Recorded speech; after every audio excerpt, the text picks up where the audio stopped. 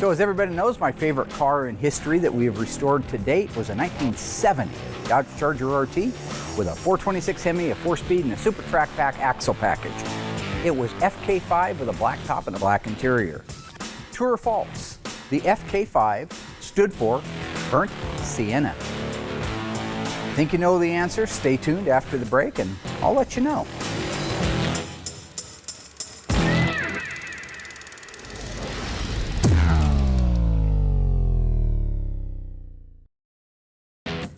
All right, my little ghouls, how did you do on that one? We're talking about the 1970 Dodge Charger 426 Hemi 4-speed 410 A34 Super Track Pack in FK5 with a black top. Did the FK5 stand for Burnt Sienna? If you said true, well, you're wrong. You're not only wrong, you shouldn't be allowed to watch the show anymore. I'm just kidding. FK5 is burnt orange. I talked about it from the day we started the series until now.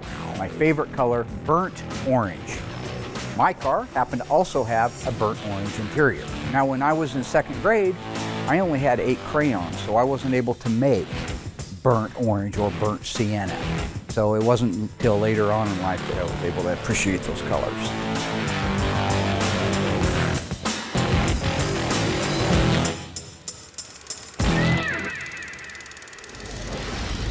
So last week we talked about the multi-carburation system that came out in '69.5. So today I want to go a little bit further down that road. I want to talk about some of the things to look for if you're searching for the correct carburetor for your 6-barrel or 6-pack car.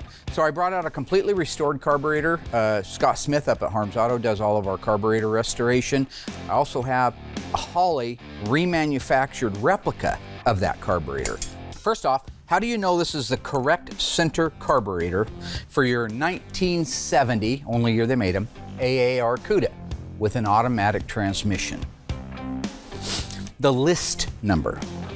So if you look here at the list number, you'll see it reads 4792. We'll go to our little reference book here. A center carburetor with A53 package. A53, of course, is our AAR CUDA on a 70 BS23 car. It also has a part number of 83 on it, probably the last 2 digits of the actual part number. So, first of all, let's make sure we're comparing apples and apples. That's what this one is. We can see that written here on the list number. And then we turn it to the side, and you'll see the last 2 digits of the part number there. Now again, this has been restored by Scott Smith up at Harms, so everything that would have been on this carburetor when it was new is on there now, everything.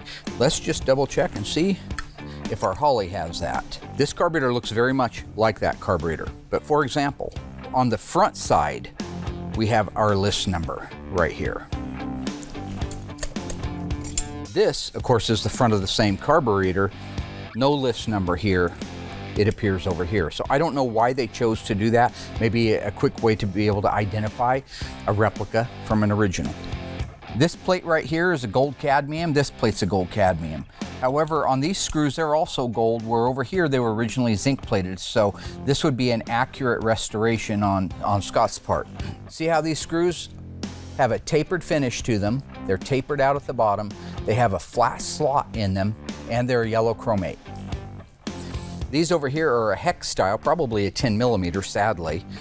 What's cool is you can go to Classic Industries, order a correct set of the original screws, replicas, and put them in your brand new Holley carburetor. It's a winner all the way around. Now you're taking this carburetor and you're making it look a lot more accurate and close to the original one. So, time for a 6-pack.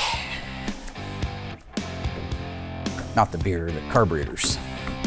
I don't drink anymore. I ruined that privilege in 1986, so